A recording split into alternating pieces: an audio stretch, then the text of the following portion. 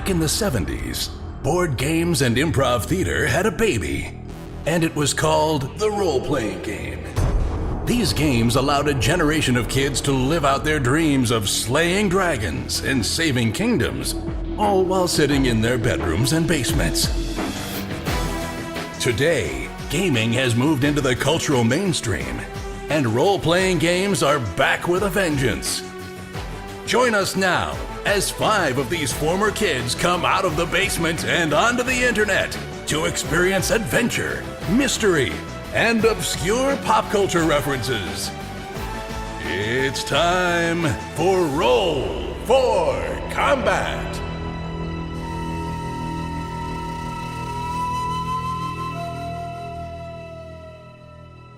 Hey everyone, welcome to Roll for Combat. I'm your GM and host Stephen Glicker, and in this week's episode, the boys managed to split the party last week, and now half of them are inside an abandoned building that's falling apart while being attacked by a swarm in which they have no means to damage. Will they get away? Will they survive? Will Cheddar be in charge of the party after everyone dies? Find out this week. Also, my GM PC tip this week is how to add new adventure content to an existing adventure seamlessly and flawlessly. And finally, I have the winner to the 2019 free trip to PaizoCon contest. So normally I do this at the end of the show where I announce the winner of the free trip to PaizoCon. I figure everyone who's listening to this is just going to skip to the end to find out if they won, so let's just get this out of the way, shall we? So the way this worked, don't forget, is that everyone had about a month and a half to enter into the contest. They just had to answer 6 questions, get them all right, submit their name, address, a few other information, and if you are selected, you have 1 week to get in touch with me, and you win a free trip to PaizoCon. That is a free trip that includes airfare, that includes a hotel, that includes a banquet ticket, that includes a ticket to the con itself, of course, and the chance to play Grimmerspace with myself and a few other friends. So what I did is I took all the correct answers, I put them into a pot, and then we just select one at random, and that winner is Vanessa Hoskins, whose Discord name is Vanessa Hoskins. That was easy. You have won. You have 1 week to get in touch with me, and if you claim your prize. If not, then I'll have to go to someone else. So hopefully you're listening this week. As for any other prizes, I'm going to think about it. I'm going to think about what else I might do, and if I might continue to contest or give out something else for the people that entered. So check out next week's episode to see if I gave out anything extra. I'll probably give out something. We'll see what it is, but you're going to have to check out next week's episode to find out about that. As for this week's episode, the boys are really in trouble as only 3 of them are now facing down an extremely strong swarm. One thing I want to mention, because we actually say this wrong sometimes in the episode too, and I said it wrong last week, is I said blasts do 50% less damage, when in reality, blasts and grenades and things like that do 50% more damage. I don't know why I keep saying it wrong. I actually know this because it's the same as Pathfinder.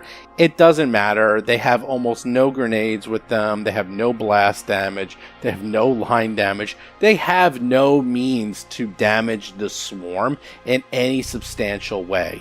They just don't have it. In fact, the only person who probably could have damaged the swarm in a consistent basis is Cheddar, and he's on the ship right now.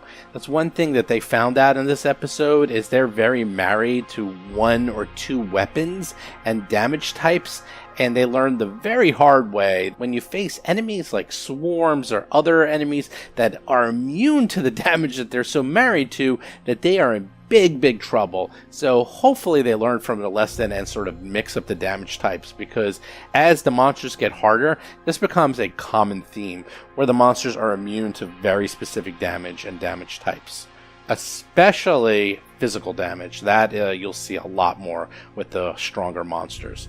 Anyhow, with that, let's get on with the show.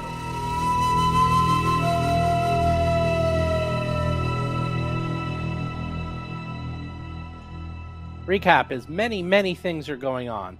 Lots of confusion. Let's see. We have Akira, we have Tuttle, and we have Mo, who just got the code to enter into the temple. in this abandoned like security warehouse that's floating in the middle of this tiny island. And right as they got the code, suddenly this huge withering swarm, which by the way is a swarm, appears in front of the only door out. And the entire building is starting to shake.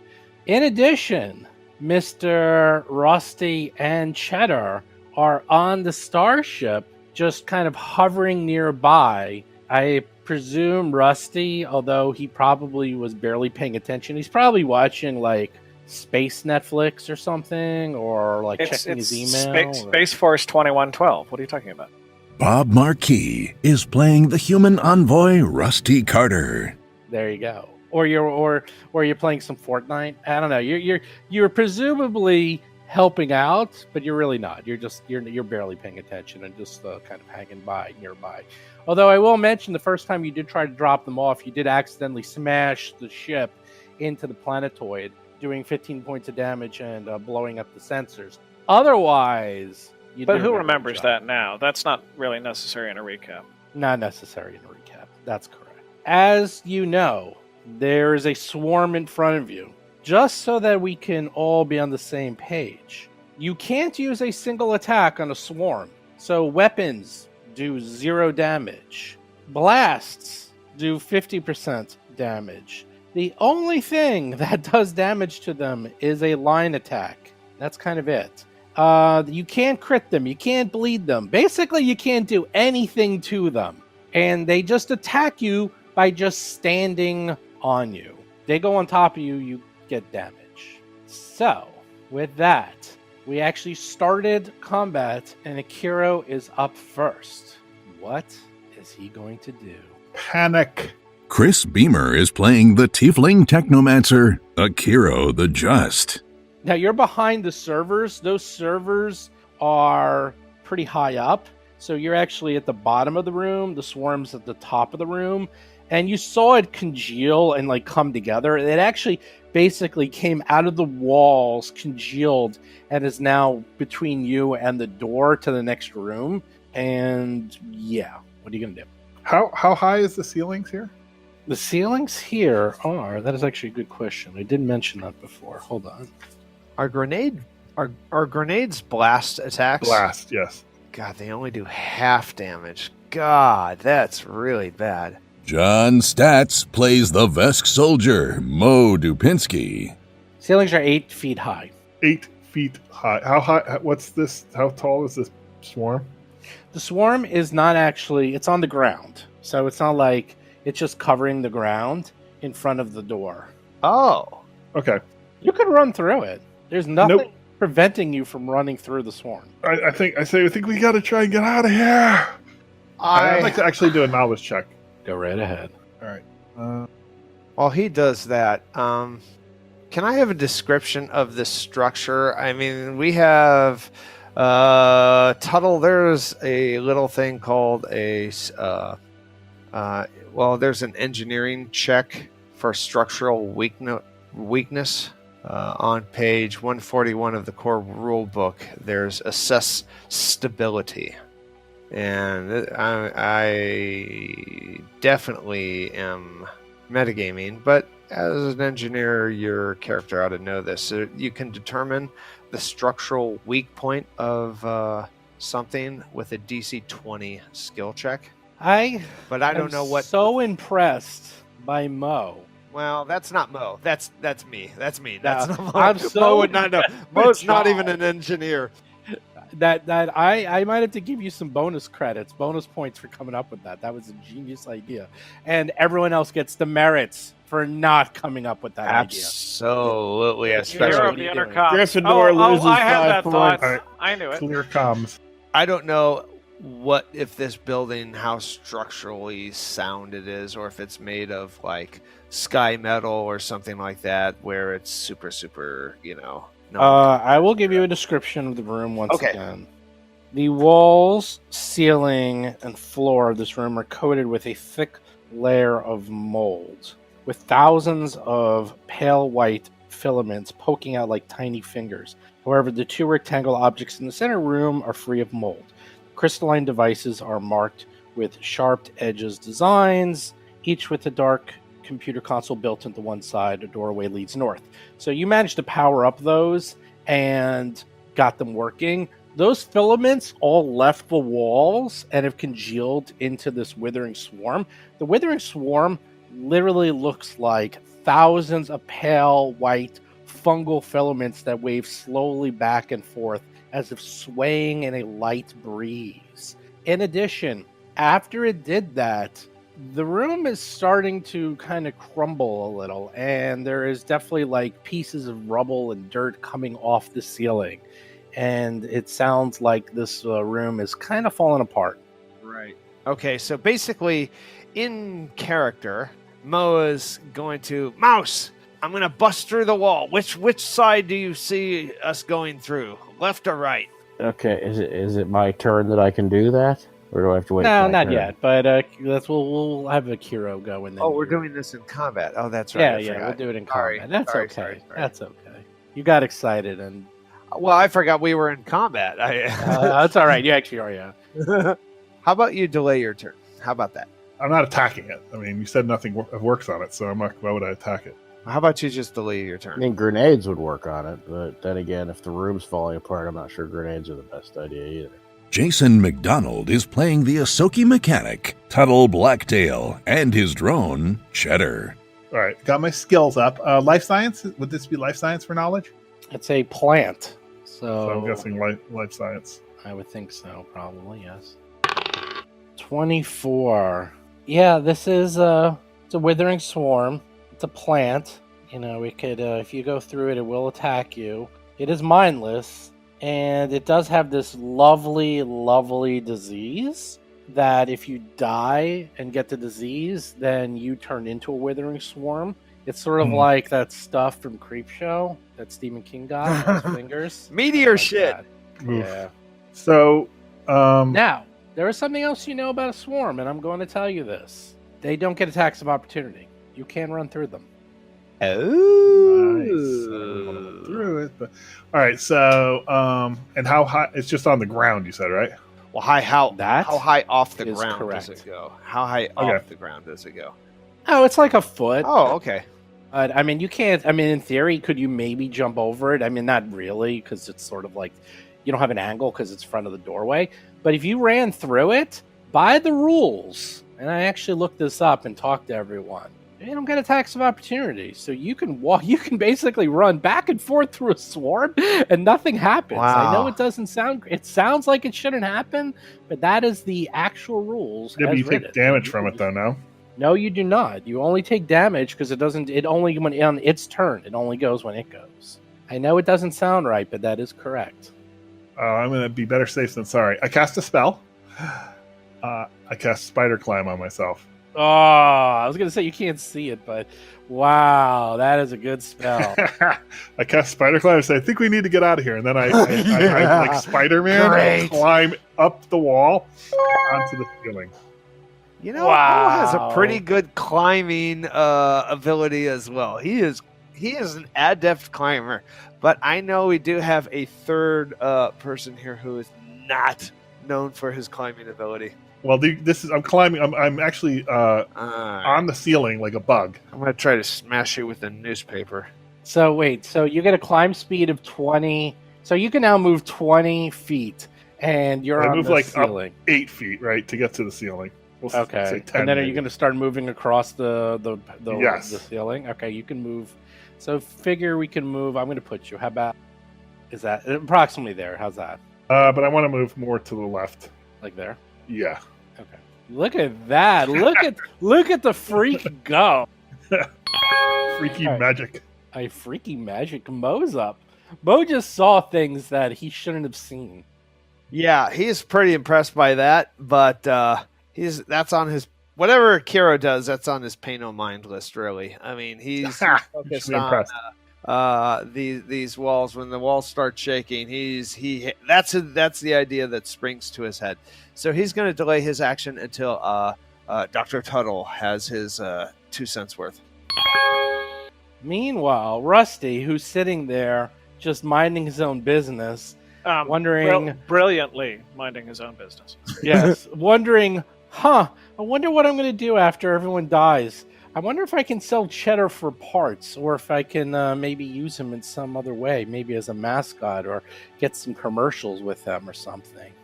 Oh, I've already started doing appraise rolls on all of that. In fact, I also own an entire ship at this point, and really, I think I actually did set up all of their wills to just simply give their money to me. So I'm also... Why is Cheddar with Rusty? Because we couldn't easily get him off the ship. Oh, yeah, that's right. Okay. Oh! Rusty has a turn. Something happens. It's kind of like the Expanse, where you're going through like the ownership and changing it from like everyone out of the crew. You're like putting Rusty in charge of everything. Changing the registry number and everything. As Rusty's sitting there, just minding his own business, suddenly he hears 2 explosions, and the engines, which were making some nice sounds, stop, and he feels the ship starting to fall towards the planet. Okay. All right. Tuttle is up. Tuttle is up. Excuse me? God. All right. Well, I guess I will do the engineering check that Mo suggested. Cool. I don't even know what this is, but we'll look this one up. Page 141 in core rulebook. So what's the DC? It's a DC 20, 25, but I don't know if there's a modification. It's any structure or piece of machinery. He's determining the structural weak point, and there's also a DC 15 of just assessing the stability of something. Okay. I'm going to say that takes you the full turn because it's only 6 seconds. Tuttle quickly sort of like looks around. Can I at least take out an object while I'm doing that? Yes, definitely. Okay, then I take out my teleportation puck because it might come in handy. Oh my God, you guys all have the lawyers that I don't have. No, but John, I can take a person with me. Oh, So, that's a good actually, thing. technically, I can That's a take really 2 good people thing. with me. So Teleportation puck. I have this theory of let it come in as close as possible and then throw the puck to the other side of the room. Then again, that kind of is nullified by the fact that we can just run through it. So my intricate plan may be going to waste anyways. And it is like I don't know. I kind of like the sound of this like a plan. 1,500 credit item. Well, the flip side is if Steve's lying about if there's some sort of special aura or something where we run through it and we die anyways, then maybe we That's don't wanna. true. That's true. So I'm getting the puck ready. Never lie. Sure, Steve. Sure. Never So I'm going lie. to get the puck ready. I'm going to do the engineering thing. You get the puck ready. He's like, I like this for close encounters. And then I also have climbing as a possibility too. That's right. You have suction cups. You can climb on the walls. But I'm trying to help Mo. I don't want to leave Mo behind. Oh, Mo's a great climber as well, fools. but this might be our get out of Dodge quick.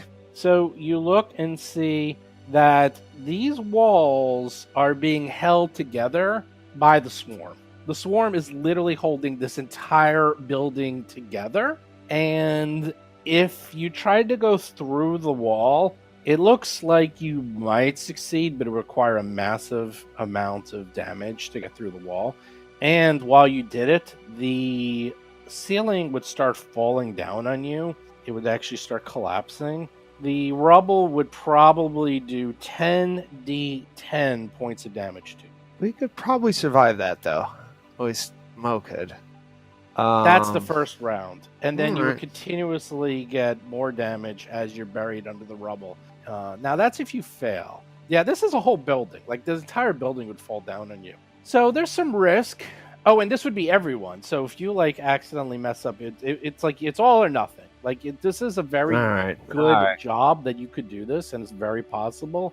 But it's all or nothing, buddy. You either all try to go through, or one of you goes through, and then the building collapses and buries the rest of you. So, but it is possible. I'm not saying it's not possible. All right. Well, Mo spends his turn. Well, are you going now? Listening to Tuttle say all that. No. That's basically his turn is listening to Tuttle give his, dissertation on structural integrity, and Mo trying to parse, all the big words out of that to figure out what that actually means to him. Cool. All right. The swarm starts to move. Move. Oh, it's so close! What? It's so close! Wait a minute. Wait a minute. What? Wait a minute. Yes. It goes right through these walls. These are huge computer banks. No, it's climbing over. They're not walls. They're climbing. It's climbing over the wall. It's a swarm of tendrils. It's climbing through and over them, and it gets right up to you guys. It only moved 20 feet. Wasn't that? It didn't sound like it ran away. That's its entire turn. It's done. But it's right next to you guys. Look at it. It's right next to you. You could easily get out of here. Look at that. Kiro's above it all. He just sees this thing below him. He's like, whoa, hey, that does not look good. What's he doing? Well, what's the Kiro doing? We probably don't want to kill this thing. It's holding the building together, so I don't know. All right, I'm moving. 20 feet. That's my move action and standard action. I keep going. Oh, God. You son of a bitch. Get back here. I'm going there. I think that's 40 feet. And I can go a little more. It's 35. You can go one more. And you're just leaving everyone. He's just walking on the ceiling. Flee. All right, so let's get out of here. You're going to flee. You might as well flee. What am I supposed to do? Should I hold their hands on the way out? If you're going to flee, you might as well flee 5 more feet. I should hold your hand. I should let me tell carry you. you out. You don't have to outrun that withering swarm. You got to outrun Mo, and that ain't going to happen. Mo, you're up. I'm only moving 40. That's a swarm right next to you. It's on the computers. It's like, oh. He's gonna wait till Tuttle takes his turn. He's seeing if he has something that can get us out. I assume he may have said something about the teleporter. That sounds like a really good idea. But so you're just gonna move, and then that's your whole turn. I'm gonna delay my turn until after Tuttle. Hey, You already moved 15 feet though. I'm back as to well where as I was gonna say. Okay. Save that as a last resort, because if you could, I mean, you can outrun it. Like, I'll tell you what. I don't think Tuttle can outrun it, and I don't want to see him get. You know what? All right. I'll run. Okay. Just go. I got climb. I got teleport puck. I got some options here.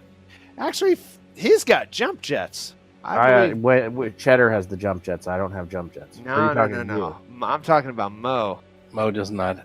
I thought you don't have jump jets because you constantly think you do, but then you have something else. I do have jump jets on my Hero Lab character. When I click on equip and my armor, I have the haste circuit and jump jets installed. All right. Yeah, you have jump jets, but jump jets... They're not great. They're not going to really work in this room, but they can work in the other rooms. Well, I was hoping that I could get over these barriers with the jump jets. You know what I'm saying? Yeah. Like the first 20 feet or something. Read jump jet. What does it say? You can activate jump jets as part of my move action in order to fly during my movement. I can fly up to 30 feet, okay, with average maneuver, with a maximum height of 10 feet. Okay, that's no problem. Or you can fly up to 20 feet straight. Okay, so. Okay, I'll say you can do it. I say you can fire up the jump jets, fly up and over the computers. Well, I mean, that's part of my move action. That's also moving 30 feet. And I'm going to be moving normal You can move speed. straight. You can go right up and then over the computers. Right. For my first move action. Then I'm running. So you land there. Like you land right in front of the door. Sure. Sure. You jump jet over the computers, land in front of the door. Okay, so now for my second action. Mo, don't pass me. You passed me. I see you. You're moved up. That's there. There you go. Okay. Yeah, that's my turn. Good luck, Dr. Tuttle. As Mo does that, a few things happen. As you're walking through the doorway, a large hole opens up right in front of the doorway exit. Okay. And collapses into the ground. The hole appears to be about 10 feet deep and about Uh-oh. 5 feet across. That's the first thing that happens. The second thing that happens is, and I forgot to do this, on Rusty's turn, the ship takes 4 more points of damage. It's now up to 56 hit points. And the ship is falling. What do you do, Rusty? I am not sure if the skill I want is piloting or engineering to see how I can control the ship, but the first thing is I certainly move to the piloting console and tries to see if I can take control of the ship. You quickly start typing in things to see if you have any control of the ship, It appears the engines are dead. You're not exactly sure what happened, but you would probably need to do a computer's check to figure out what happened to the engines. All right. My computer skill is 5. I have gotten a mighty 11. So he is frantically running around with Cheddar hanging out, and suddenly he's like, "Oh, this isn't good. Oh, wait, ship's falling. Well, it is a gas giant. Probably won't take that long, but it is accelerating." And you do hear creaks and cracks as the pressure is continuing on the ship. I keep yelling to Cheddar to help me out and assist me because I still continue to believe Cheddar is actually the brains of the outfit. You quickly run through the computers and you don't know what. You're like, uh-oh, you got to figure out what's going on first before you can get the engines back running. In addition, the ship oh, that's really bad. 6 points of crushing damage. So 40 hit points left on the ship. It's ignoring shields because it's pure pressure. Wait, what's happening to the ship? Our ship is being destroyed. Falling into the gas giant. Why? The engines failed. The engines failed, and you're going to find out why. Tuttle's up. Boy, there's a lot going on in this. Tuttle, you're right next to the swarm. Oh, now he's running away. Run away. Run, little mouse, run! We totally missed a room, too. It's annoying. Like right now, there's frenetic piano music accompanying the mouse that's scrambling away to safety in my Disney version of what's going on right Can now. I jump the pit? So, yes, the mouse is like running across to get to the other side. He gets to the door and he sees a pit. And he's like, oh, that is not good. Not good at all. There's a sinkhole. You need to do an athletics check to jump over the pit. It's actually 30 feet deep. It's only 5 foot wide, though. Although the edges might be structurally unsound. Does Tuttle have? Well, it's too late because you used 450 movement. You going to try to jump over the pit in your last ditch effort? Yeah, I guess so. You can either wait here and let the swarm you. That's option 1, we'll call it. Yes. You could wait and then use your suction cups to climb up the wall and on the ceiling and over the pit. Or you can try to jump over it, but it looks kind of precarious and it is 30 feet deep if you fail. I got a bad feeling about getting caught in that swarm. It's literally a rock in a hard place. It's literally a pit and a swarm. Except this athletics is like my weakest thing. What's your athletics? +4. You think there's no chance you'll be able to make it across? Suction cup time. Alright, I guess I'm going to have to eat at least one attack from the swarm. So, I guess I am. Can you do the... Dude, jump on the wall. Well, I mean, I can't... Can I activate the suction cups while moving and start to climb? I mean, is that a legit I have thing, no or... idea how they work. Let's see. What are they called? What are they called? The word suction is... I have a feeling they probably take a move action to activate or something. Yeah, neither suction nor cups is part of the core rule book. I believe they're called climbing suckers, but hold on a second. There they are. Augmentations. Ooh, they're probably very good then. Climbing suckers. The soles of your feet become covered in fleshy slats you can open and close, providing you a climb speed of 20 feet. You don't need to use athletic checks to traverse vertical or horizontal surfaces even upside down. And I don't think they It doesn't say anything about activation speed, so... I don't think it's an activation speed, but Integrate into your natural feet. So it's probably the same move. You could actually probably climb up the wall, along the ceiling, and out through the door straight. No, I only have a climb speed of 20, so I can't.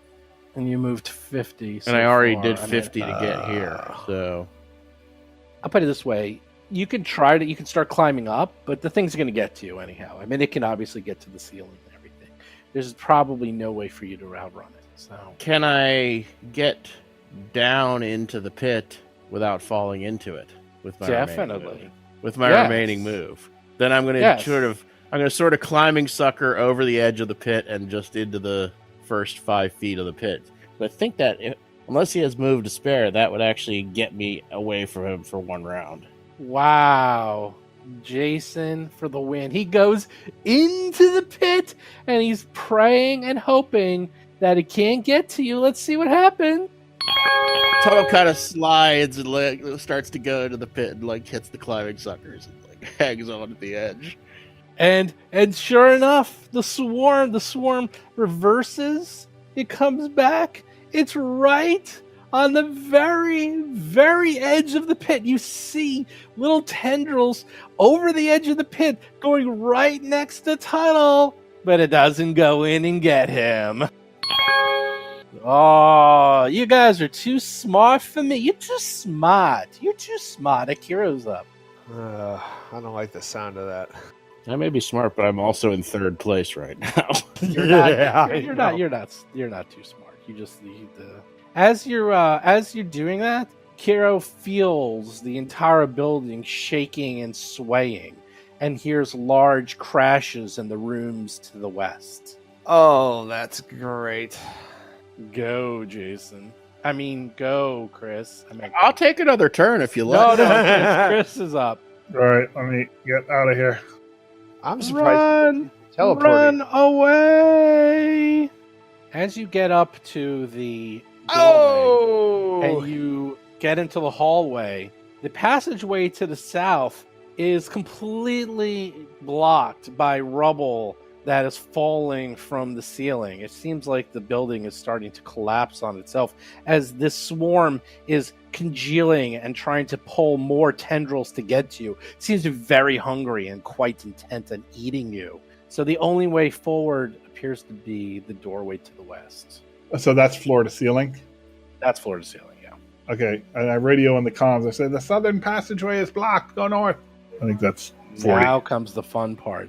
As you go into this room, and this was the workers' room, the cubicle room, the ceiling is also falling apart here, enough to make the entire room, including the ceiling and walls, difficult terrain. How about the floor? Wow. And the floor. The floor is lava. I think Tuttle should look into his teleportation device again. Mo is up. All right, well, Mo is up. Do you really think you're gonna get out of here that easily? All right, so that is okay. Oh, now I see the difficult terrain. Difficult terrain. All right, so I have moving double action. I have moved 25 feet, That's according correct. to my browser, Yes. my thing. The first, I am a Mo. Let's look at his abilities. He has. You can move 70 total. You have a 35 movement, so you actually can get pretty far. You can He definitely. has nimble moves, actually. Oh yeah, what's? Oh right, you have that thing that up lets to you the prevent. first 20 feet of difficult terrain. Right. So he's just going to continue his normal movement. Yeah, didn't Hiroji have stuff like that? I remember. Yeah, he was it's good really at that nice. too. Apparently, Mo's the only character who has it now. Okay, so now Yeah. he's moved 20 feet. Okay, through difficult terrain.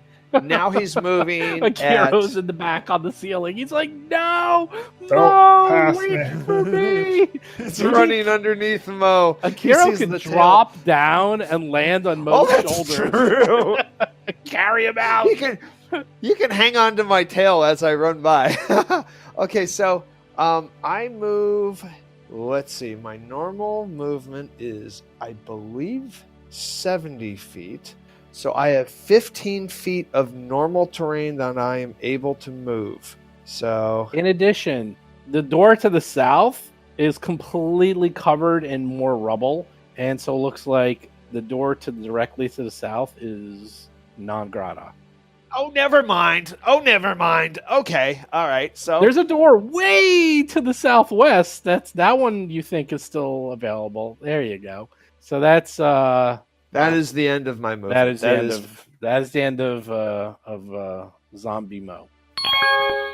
Okay, the good news about Rusty is he didn't do so great with the computers, but each time you try to figure out what's going on, it's going to get easier. So Excellent. you can hit up the computers to try to figure out what the hell just happened. I am going to try my computer check to see if I can figure it out.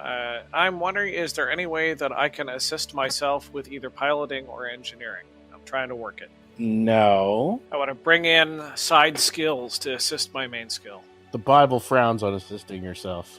Why are you wasting our time? I would say so. Oh, you're going to try to use your your actual pilot or engineering instead of computers to figure out what's going on? There you go. Is that what you're trying to do? Well, yeah. I'm trying to see if there's any way that I can work the problem. You can try it. No. What Bob is saying, he used the word assist. So he's saying, can I use his some other skill to give himself a +2 bonus? No, he can't assist himself, but he can use a different skill. But the DCs change, so it's up. The computers is easier. I was being twee with my language, but the point is basically, can I use my secondary skills in place of my in an unorthodox way to try to? Yes, you can, but the DCs are different. It's actually, it might. I don't know. What's your highest? What's your highest? Computers, engineering. What's your highest? Is it pilot? Intimidate the computer. Piloting by far is 13. My computer and engineering are both 5. Yeah, it's up to you. It's up to you. Bluff the computer. I'm going to give it a shot with piloting to see if I can figure out how to jumpstart the engine, so to speak. Excellent. Wow. And a piloting of 26. 26.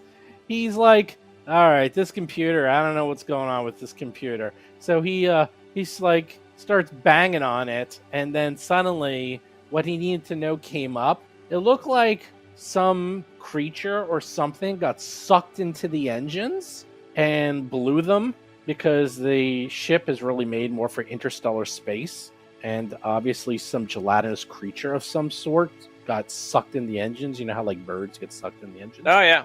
And the good news is all you need to do is just a cold restart of an engineering check and then control the ship from a death dive. That's all you need to do. Look, just call me Sully Carter. That's all I'm saying. Oh, 6 more points of damage.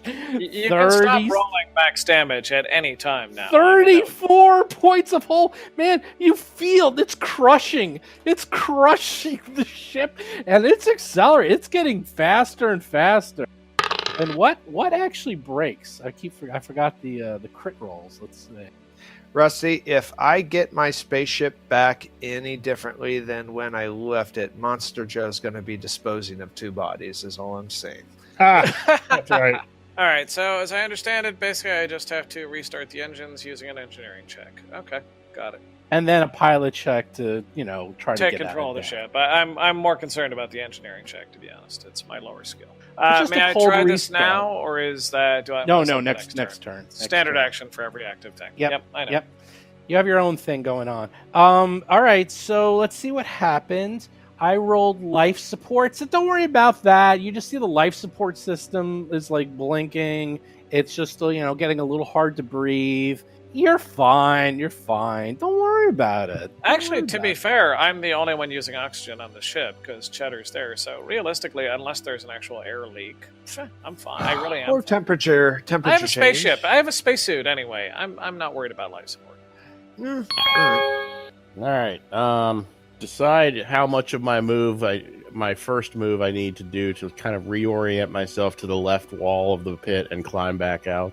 I don't know if that's... I will say you can just basically crawl around the pit, like do a 180. So you spend 5 to turn yourself 90 degrees, and then you can just crawl out of the pit to the left. Parkour!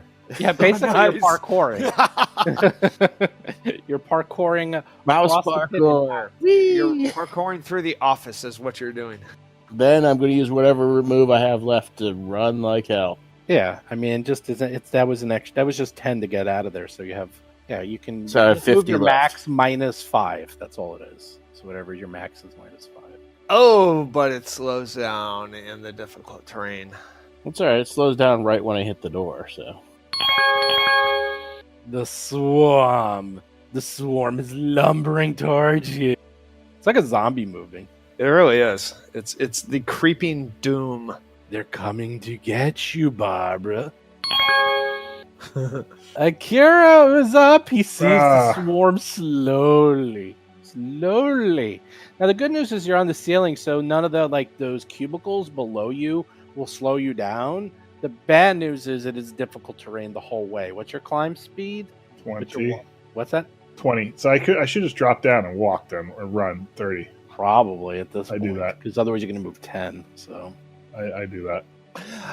That means I'm only going to be able to move 50. Run, Forrest, run. running through the office. He's running through the cube. Oh, that doesn't look. I mean, I'm assuming that a dropping down maybe is a move action. Yeah. It's gonna take. I didn't go through it all, but that's accurate. Like what you did is fair. Mo is Mo's moving. He's moving. Is that your free 20 feet. difficult terrain movement that you now just did? I get 50 feet of difficult terrain, which is 5 squares. How do you move 70? That doesn't sound right. Because he has the blitz.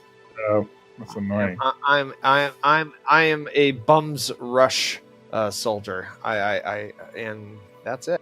That's my turn. You get to the south door. And everything's fine. You see a large hunk of rubble standing. It's completely blocking the exit. The entrance that you came in is totally blocked. The only thing you can see is the hallway, the little hallway, and the one door you didn't open is still closed. The one that you needed those strength checks to open that you failed so many times. Well, maybe all that structural damage that happened loosened up the door. Yeah, or loosened up the wall. I don't care about the doors. I want the walls to the outside. Okay, well, I'm still done. There's a window, though, no? Not in this area, there's not. Oh, in the next room, though. Maybe. Bob is up. Yeah, but Rusty is up. Yeah. Rusty, he's falling and falling. It's getting, even with the artificial gravity, it's getting a little, he's feeling a little light. It's like on those elevators that go really fast when they're going down. Oh, he's nauseous too. He's going to throw his getting there. He's getting there. Inertial dampers. And the inertial dampers are failing, Rusty. What are you going to do? You're going to start up the engine? You're going to try to cold start the engines? Oh, that's right. Bob went away for a second. Oh, Jesus Christ. I'm trying to decide whether to use my teleport puck to gain distance, or whether I should use what's it do? Basically, you throw it, and then you can teleport to wherever it lands as a move action. Oh. Is that something you can reuse, or is that a one-time It's shot? a single-use thing. So I'm trying to decide if, in the short term, it would get me some distance on this thing. In the slightly longer term, if there's like a crack in the wall where we could kind of throw it out of the building or something, is it an option to get us out of here? So that's a good idea. Hello. Hey, Rusty. Or if Bob can get the ship going again, maybe he can blow us a hole in the wall. I mean, yeah, I actually thought of that. I mean, it might actually blow up you guys, but we'll see what happens. That's fine. All right. Rusty has enough problems as is. He's got to get the ship working because it's falling into the planet. So, Rusty, we need immediate dust off. Yeah, so first thing first is I'm making an engineering check, and second thing is Steve can manage to not roll a 6 on the d6 damage for the first time. The ship's going to blow up. That'll be very funny. Engineering check, hold on. Oh! 20. A 20. Do you want to hear the good news or the bad news? I'd like to hear 50% of the news. Let's do the good news. Good news is, Rusty, he says to himself, all right, Rusty, everyone knows you're awesome. I know I'm awesome. Let's do this. And he punches in. It's like pulling that lawnmower engine, and the first time it starts up, and he hears the engines whirling back up. He's like, and it's like, yes. So the engines are going. You're still falling. And the bad news is you take 7 points of damage this time, 2d6, as the pressure is increasing as you fall further and further into the nebulous void. And another system crits. 36. Oh, that's just the weapons. Don't worry about that. The weapons just start falling apart. That's fine. We won't need that. As long as I can pilot it away next time, everything's fine. And how could that go wrong? It's all good. How could that possibly go wrong? As long as it's not our battery, we can lose those weapons. Tuttle is up. All right, I'm going to save my puck for now. I'm going to pull out an incendiary grenade as I'm running. So I got puck in one hand, grenade in the other. I like the sound of that. It's like the swarm. It's right behind you. It just hasn't quite gotten to you. It's so close. Dude, everyone passed me. How did that happen? Everyone passed you. Whoops. Hold on. The swarm go. Yeah, welcome to Roll for Combat, Akiro. You think you can flee? Oh, we'll show you true fleeing. Oh, This week it's roll for retreat. All right, soon you're going to see real fleeing. Soon. Okay. he's looking up his spells. He's like, nobody runs like I do. Is that it? Yeah, just give me one more. Next level, you're going to see someone who can go really quite fast. he's like, I think Expeditious Retreat is in Starfinder. I think we can get that. God, I hope so. I would love that. Kiro is up.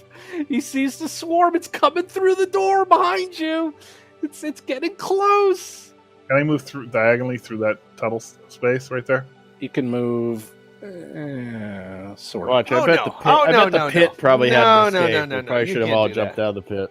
That's better. Is that where you want to move? Yeah, that's it. Okay. I figured. I'm not trying to take your turn, but I figured you just. No, that's exactly where. All right, Mo. The good news is, find us a way out of here. You see the door, but the way that you enter is completely blocked by rubble. So, but you're leaving the difficult terrain, so you're now in the hallway, which is completely non-difficult terrain. What are you going to do? Well, we are definitely going to go to the hallway, move to the door, and open the door. Okay. Strength check. So everyone, it's all on Mo whether or not he can open up a door. Mo. Relax, guys. I got this. 15. That might be the most terrifying thing I've ever heard, was Mo saying, relax, guys, I've got this. Good news, bad news, or just bad? The bad news is you failed. The worst news is it's jammed shut, and it's going to be even harder to open than the other ones. Rusty's up.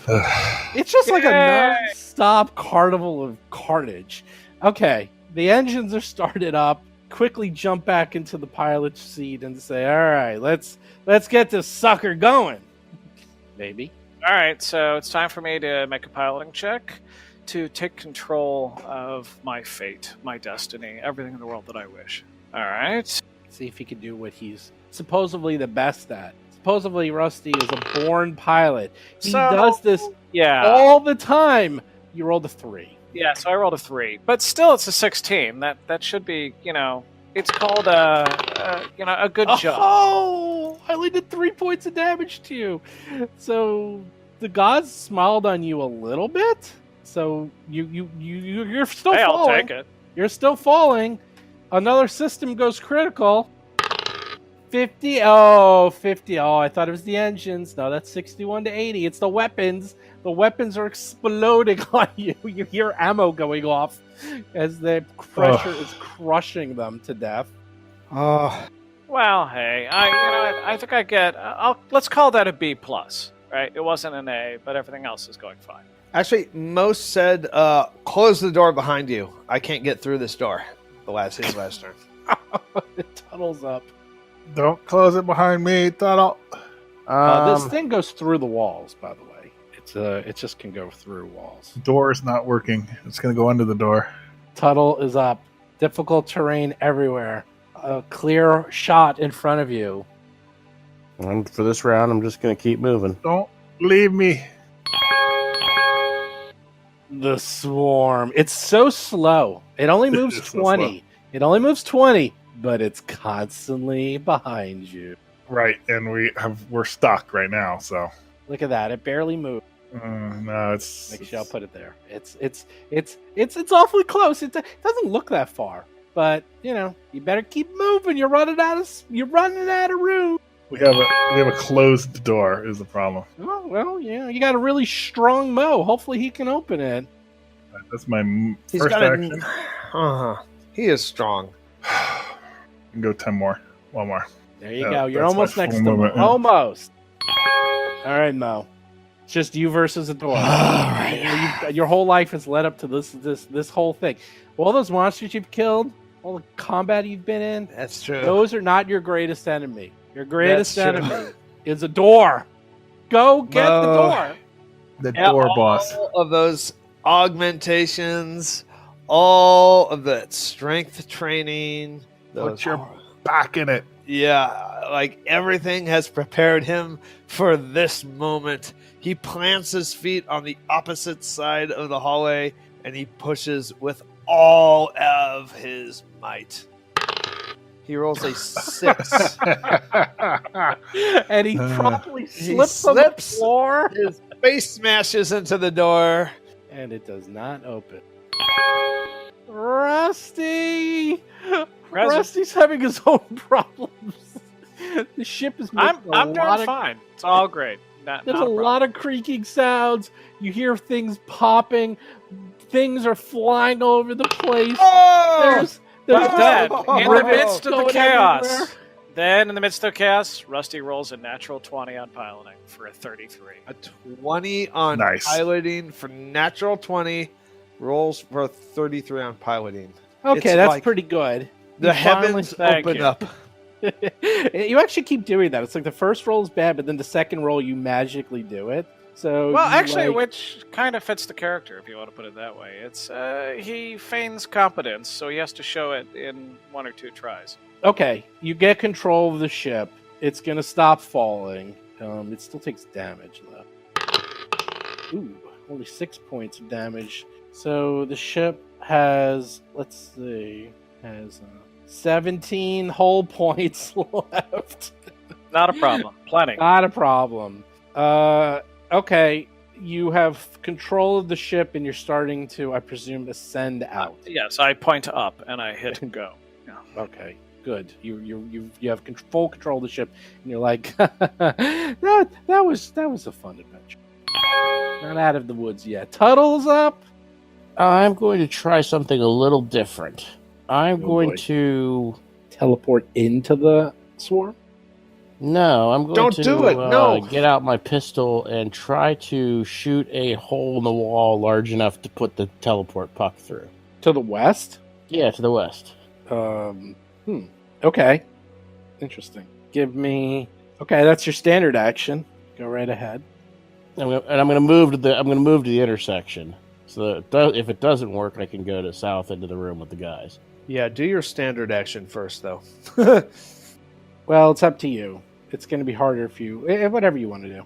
Actually, you know what? I'm going to actually not move because I want to do the overload on my gun to do more damage, too. Okay. Dr. Tuttle was hearing over the intercom of Mo failing to open the door, and he's lost faith. All right, you hit the wall, and you do... Oh, give me my extra 11. D6 of damage as well. Yes, do some extra damage. Ooh, 1 whole extra damage, yay. Let me see if you're able to do it. Oh, it's sonic damage, though. All right. I'll say good news and bad news. The good news is you're taking out pieces of the wall, but it looks like you need to do more damage. So either someone has to help you. It looks like this is a viable option, but you're going to need people to help you to go through the wall because it probably has more hit points than your pistol can do in 1 round. This is a plan B. This is directly to the west of me. This is a plan B if you can't get the door open. So it looks like it's falling. It's definitely working, but it's going to take more than 1 round. So my rifle does a lot of damage. Are you going to move now at all? Now that you did that, now I'll move to the intersection. Cheddar, save us! The swarm. Oh, it's getting close. It's getting close to you. Akiro! You can definitely go in and help assist Mo, or you could do your own strength check. God. I'm not sure. I mean, I think I'm going to assist. I mean, my strength is not terrible. What's your strength, Mo? 19. Yeah, mine's 13. +4. I have a plus 4. I have +1. But if I roll good, I think you should roll independently and yeah, I'm gonna try myself to open it. We gotta get this door open. Yeah, because I could roll low again, and that's it. That's bad. How do I do this again? We can scratch 1 mouse. Just click on the open up your character. There you go. Strength. Not bad. 16. Not bad. This door's really stuck. Akira doesn't even budget, even with a really good strength check. He's like, yeah, he's no way he's opening this up himself. Yeah, we might have to do Plan B. Yeah, well, Tunnel. Here comes a strength check time. All right, this is for all the marbles. 17. Ugh, that sucks. 1 better than mine. Well, I've missed on the 16s, 15 before, so yeah, there's nothing I can do. Listening over the comms, I say, guys, do you need me to fire all of my weapons to the building you're in? Because I'm happy to do it. Sure. I think your weapons are broken, actually. Yeah, that's true. They're I hear a lot of clicking. They actually are. Click. One more point of crushing damage. You're almost back. It'll take you another round to get back to where you were. So, yeah, you're getting out of it though. You're not falling into the pit of despair. The gravity well. Yeah, I know. Yeah, so you have 16 whole points left. You're fine. You're fine. Of course, these guys have no idea any of this is occurring. It will be interesting when you come back and you see the ship is just beat the living crap out of. Actually, then wait, hold on. It's an action on my turn. Well, while I'm piloting it back. Standard action, I want to make a bluff check. I want to enter in computer logs that show that a monster attacked the ship. Okay. Totally feasible. Space Walrus attacked the ship. Tuttle's up.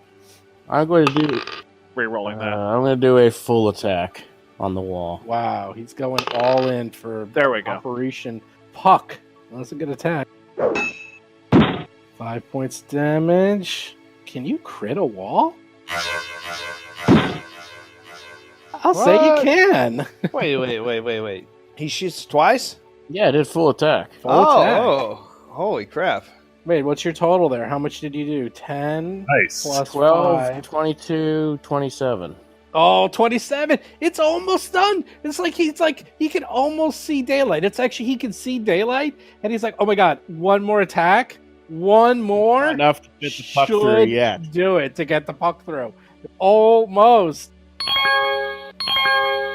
Oh, what are you gonna say? I was just thinking at some point I'm gonna have to get to them or they're gonna have to get to me for this to work. But yeah, I like your plan now. I think Plan B is in effect. For now, they're in the door. The swarm is literally next to Tunnel.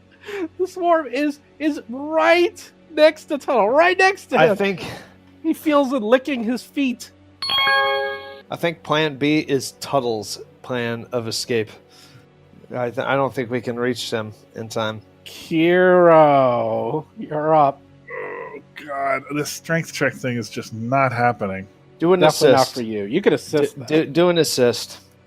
Okay, I mean I can always go back there and climb on the ceiling, I guess. So I will do an assist. All right, but I have to roll the assist, so it's not a gimme.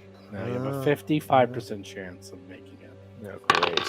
Oh, you did it. 17. I did it. So all right, you put your back into it. Kiro's putting his back into it. And that's a standard action. As a move action, I will. Yeah. I'm gonna get my rifle in my other hand ready. Oh god. He's like, I'm going out fighting, even though I can't do any damage whatsoever. I mean, I might be able to put a hole in that wall for you. Mo, you're up. Mo is actually, I won't do that. I'm not going to do that. I sling it. It's all right. All right.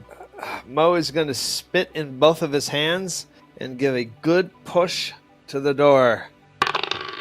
Oh my god. Oh my god. He rolls an 8. I roll an 8. Door is his biggest nemesis of all time. We've rolled 17s. This is not easy. This is crazy. I know. It's too bad Keely's not on the show, otherwise you could yell at him on the DC of the door. Yeah. Okay, the problem is it's not like a skill check. It's we're only getting a +5 at most. Yeah. Well, it's made to be suspenseful. All right, Rusty is back up. He manages to get the ship back onto the level of this building. Rusty looks out and he sees the building is collapsing before his eyes. So basically I come to the conclusion that I may as well just give up and, well, it's time for me to cash in. It's up to you. You can sell the ship. The first thing is you see it, you get up there and you see it collapsing. I ask, what the hell's going on with you all? We're trying to get out of here. We're trapped in this building. Okay, Tuttle sees daylight to the left of him and the swarm to the right of him. So what does he do? Oh, he moves. Oh my god, Tuttle! Another crit. That's almost a big enough hole for me to go through without the puck. He smashes a hole through. There's a big hole right now, almost big enough for Tunnel. He did it. He broke through the wall. You see daylight. I'm probably going to eat at least 1 or 2 swarm attacks there. Hopefully not. Guys, I can get us out on the comm. I will say I can get us out of here, but we have to all be together. We're still trying this door, but we're gonna wait till see what the Withering Swarm does. Roll, go down together. Oh, it's gonna go right on. Don't worry, if it's really bad, I may just have to take care of it myself. Oh, look at the swarm! It just ate up Tuttle. Yeah, you might have to. Yeah, you're gonna have to leave. It just eats you up. I mean, I can kind of avoid it because I can climb on the ceiling at least. So I was thinking, good job, Tuttle. The swarm attacks you. You want to see what it attacks you with? Plus 100. So it rolled 108. He never missed. I just did that for fun. It does 2d10 plus 9 points of piercing damage. But you have DR? Ouch. Tuttle is DR? What? News to me. Why would I? I don't think I do. No, you don't have unless DR. you pick that feat. Wait, did you have damage reduction? But you have cold and fire, or oh no, it's the other way around. What was that thing you have? I have cold, fire, and electricity. Mo has physical. Unless you have a feat, there's probably no way. I should have it. I had the weather circuit that was against.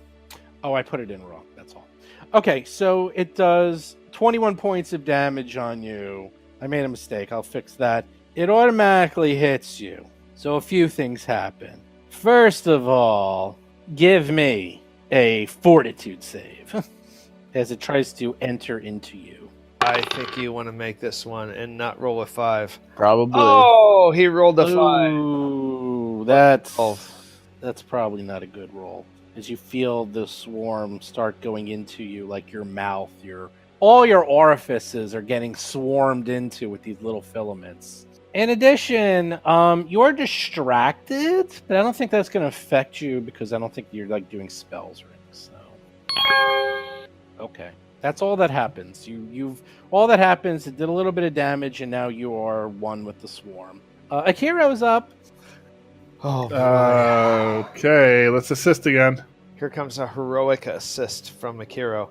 You can probably do this from the other side of Mo if you want me to be on the business. Wait, that's an assist. That's a plus 2. Oh no, it's a miss. A double roll. That's a miss. That's a miss. Yeah, I thought about that, but I'm thinking I'm going to climb up the ceiling soon.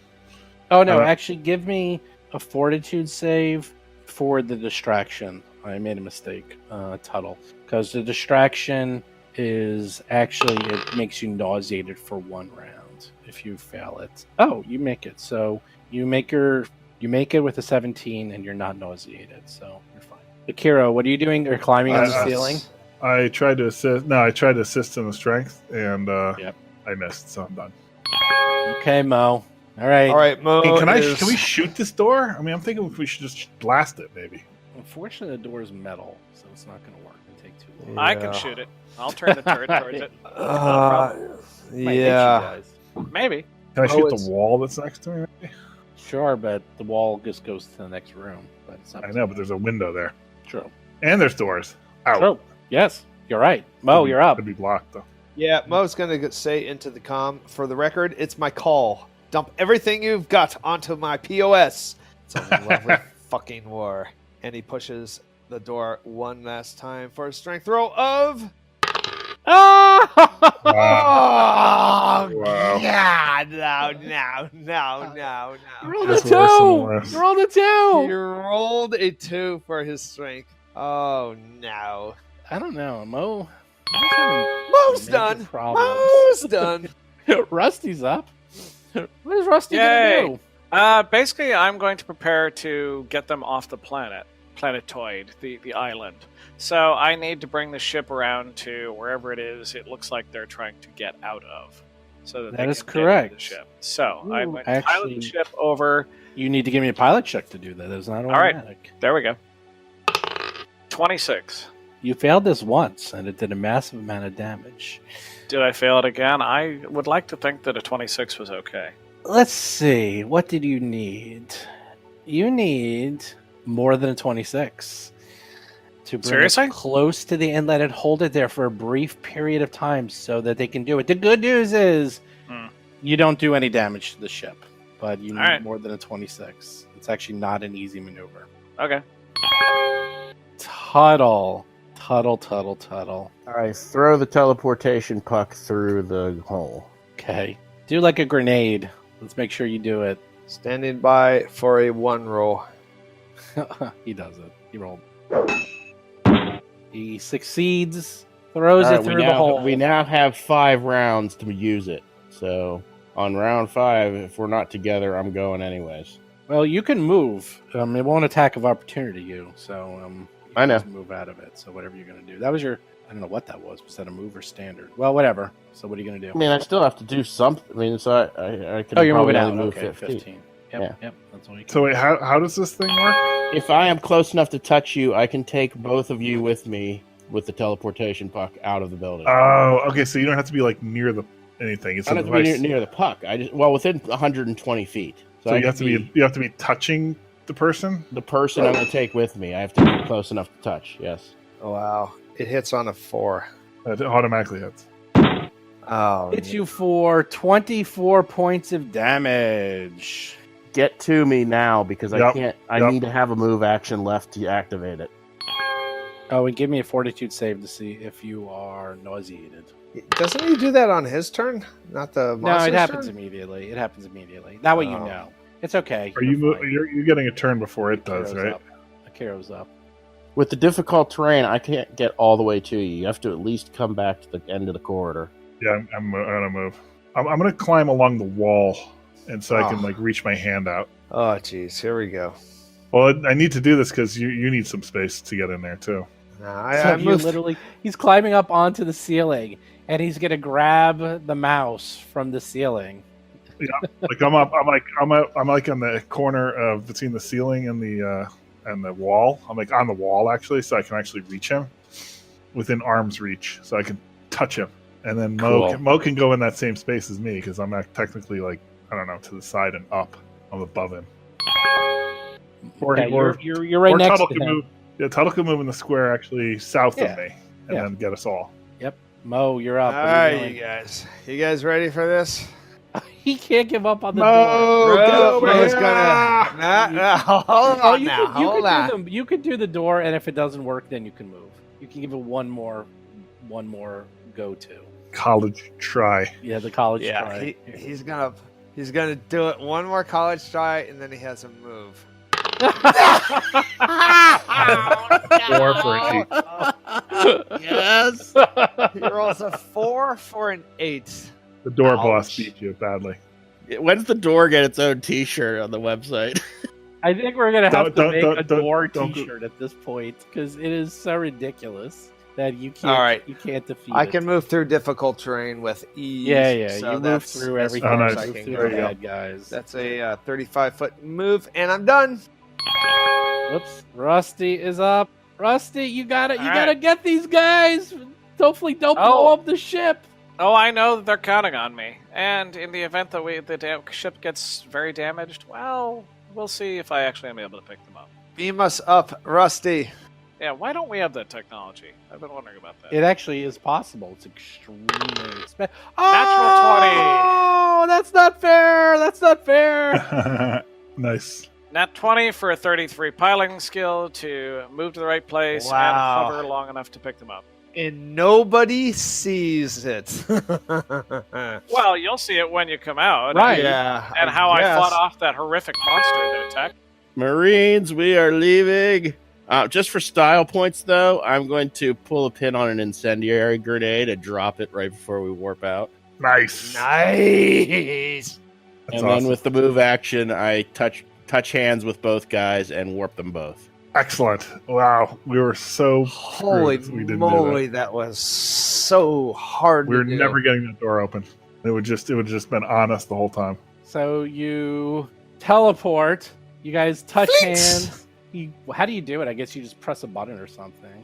It doesn't specify the mechanism because it's magic, so I think it's just like a kind of a command word engage or whatever. Yeah, you click your heels. Make it so. Yes, I know, Nathrak. Yes, the troll like outside. So you teleport out. You're outside the building. You're right on the absolute edge You were like literally 2 feet from the edge of the cliff into the planetoid. You're like, wow. Who puts a building right on the edge? No, because it fell. No, they didn't put it on the edge. It was all broken off. It's been collapsing. Yeah, it's been collapsing. We got separated from the rest of the continent. Right. However, Winter Soldier style, Rusty is there with the ship right on the edge. So you guys could just jump right in. No problem. Nice. We do that. And Rusty's like, that "What took happened. you guys so long?" I was like, I'm just right here. I was just hanging out, right? God, guys, you finally showed up. There was a massive monster out here that I had to actually fight and kill all by myself. Yeah, well, That seems like a tall tale, right? how do we get up? Check the logs. It's right in there. Is it parked like outside or something, or how do we get on? Yeah, the valet brought the car around. Right. The park. That's true. It's parked like right on the edge. He rolled so well with the 20. He basically turned the ship sideways. You know how like they did in Winter Soldier. Pulls it up at a 90-degree angle, so you guys can literally jump off the edge and fall into the ship. Wow. Kind of like how the helicopter was. Yeah, no. That I or know like the image, you did so well that the teleportation puck rolled onto the ramp of the ship. Like, yes. Nice. I rolled so well that I also picked up Hiroji. That's awesome. Yeah, that would. Hey, guys. Come back. That would have been great.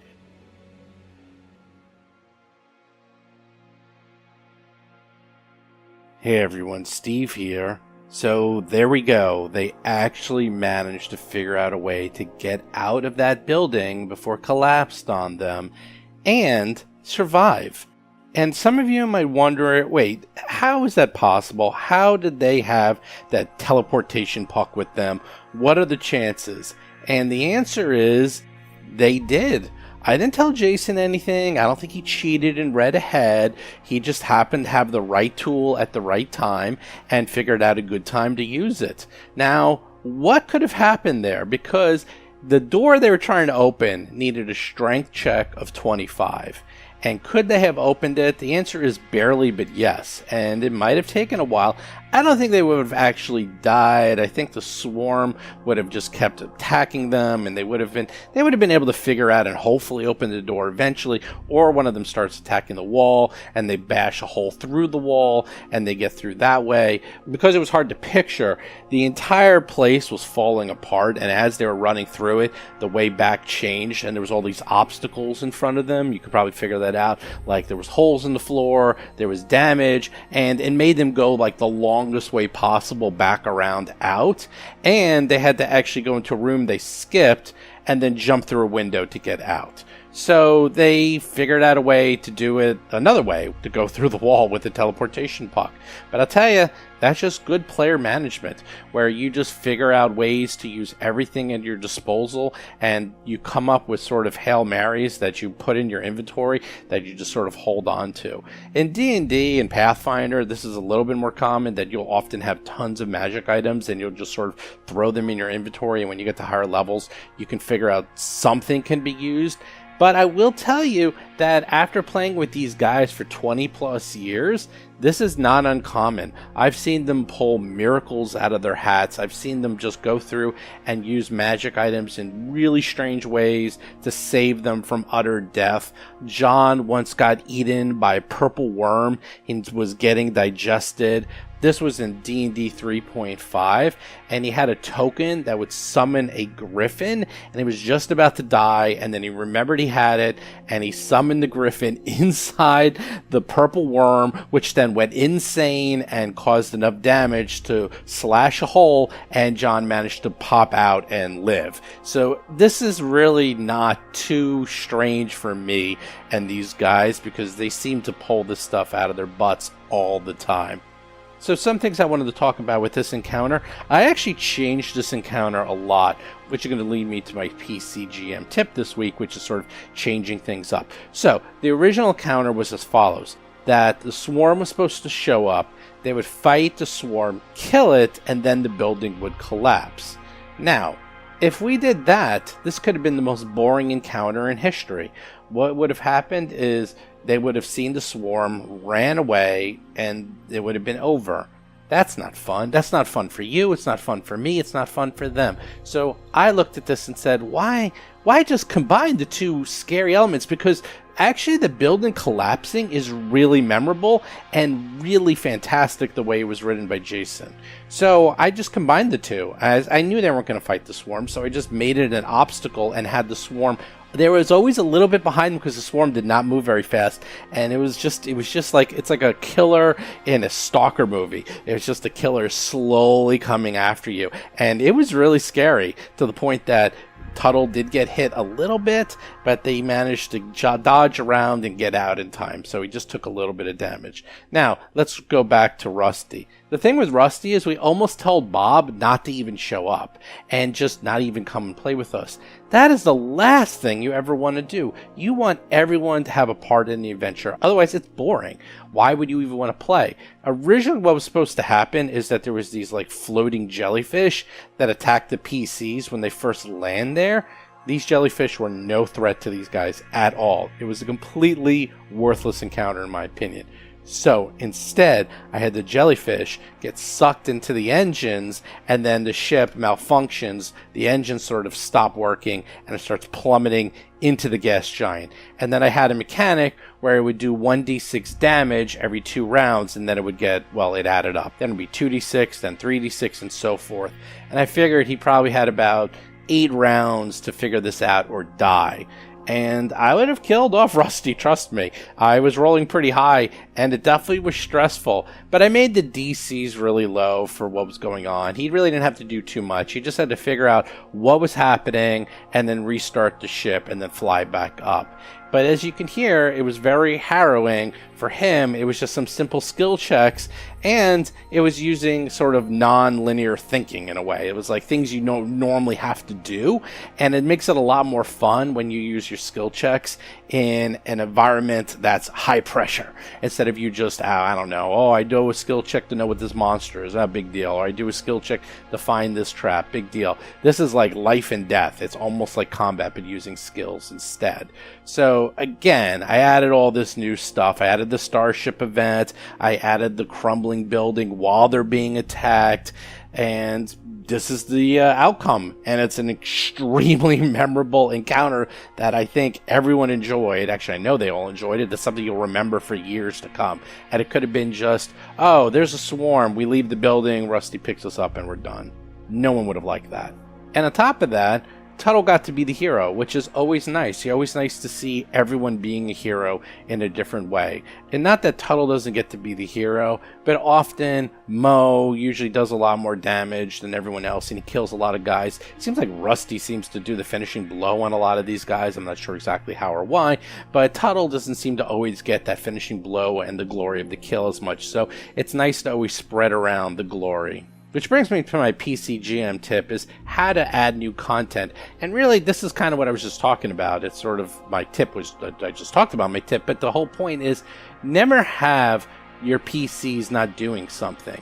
In this case, the party was split.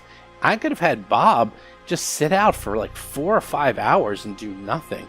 And that's not fun for anyone. I mean, he doesn't want to do that. I've seen that happen. I've actually run games where someone is just sitting on the couch watching TV for a few hours. That is the last thing you want, because then they're totally checked out. They don't know what happened. Then everyone has to recap it. You need to have everyone involved. So if you're running an adventure, especially pre-written one, and somehow the party gets split or someone dies, just make sure you have something in the background for them to do. And when people die and there's a way not to bring them back easily, I will have them play a ghost that can then influence the party in minor ways. And that's always fun. I have rules for that. So there's always something for someone to do, even if they're not even alive. As for how to sort of mix it up, as you said, I usually try to add small mini adventures, nothing too deadly like the Starship adventure I added. And all I did is, if you look in the rules, they have the rules for what the DC should be, easy, medium, and hard should be. Basically how to make an easy, medium, or hard encounter. And I just kind of made several easy encounters one after another. So this wasn't life and death, like it's life and death, but not true life and death, because it also would have, well, I'd be honest, if they lost the Starship and they lost both Rusty and Cheddar, that would have been an interesting alternative to the way it ended.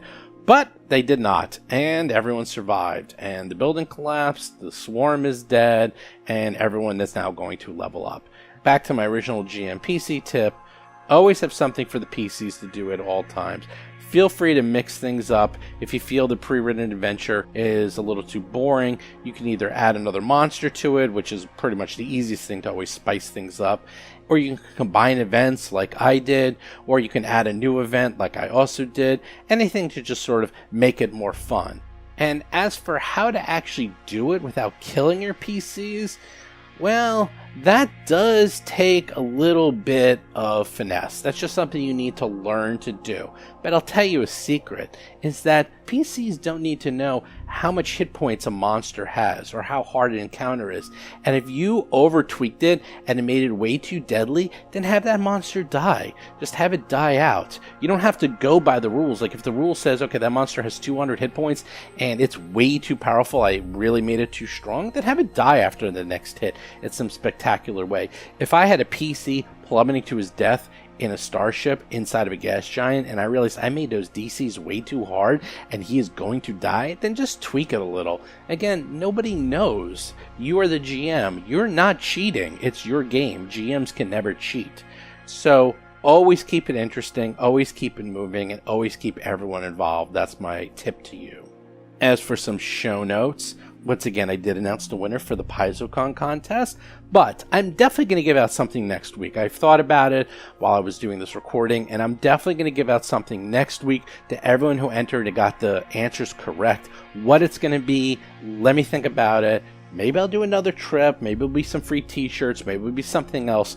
Let me think about it, but listen to next week's show, and probably for the next few weeks, because I did this last year where I just kept giving out things until right before PaizoCon, I'll probably keep doing that and just keep asking for more things. And also make sure you go to the Discord and talk to us, because I might even do something on the Discord, so make sure you check that out. As for the show notes, standard show notes, new podcast every Tuesday. We're on iTunes, we're on Android, we're on Spotify. Don't forget Jason's Talking Combat column every single Thursday. Do check out the Discord where you can play lots and lots of games. Just go to discord.rollforcombat.com. Also, you can get a free t-shirt if you get to level 10, which a lot of people have been doing. Do follow us on Twitter, Facebook, and YouTube. And check out the Reddit channel. And check out the Patreon. We got some nice new Patreons. Thank you so much for joining. You're going to get some cool new stuff. We're also going to put out the episodes early. I'm not putting out these episodes early yet. Obviously, I can't do these episodes early because, well, I'm announcing winners to contests. So sorry about that. But usually the other ones I'll put out early whenever possible. And then finally, we're going to be gearing up for PaizoCon, because that's where everyone's going to get to try out Pathfinder 2nd Edition. That's where we're going to find out about everything being re-released for the rest of the year. That's where we get to try out Starfinder Society Season 2. There's a ton of cool things being announced at PaizoCon. I will be there. I'll also be doing a live stream of the Grimmer Space, which is the science fiction hardcore horror that's awesome, that I help playtest and I'm going to help develop. You're going to be able to watch and listen to it live on the Paizo Twitch stream from PaizoCon. So look for that. I believe it's going to be shown on Saturday, May 25th. I'm still waiting for the final schedule, and I'll get it, and I'll tell you when you can watch us. And you'll get to see this really great adventure written by Richard Pett and see if I can just kill everyone outright. Actually, what I'm probably going to try to do is just kill every single PC, and then I'll regenerate them, and I'll just see how many times I can kill them over and over again. Oh, it's going to be great. Anyhow, with that, I'll talk and see you guys next week. You've been listening to Roll for Combat, a Starfinder actual play podcast. If you have a question or comment for the show, please visit us at rollforcombat.com or drop us a line at contact@rollforcombat.com. You can also find us on Twitter, Facebook, Discord, and other social media platforms.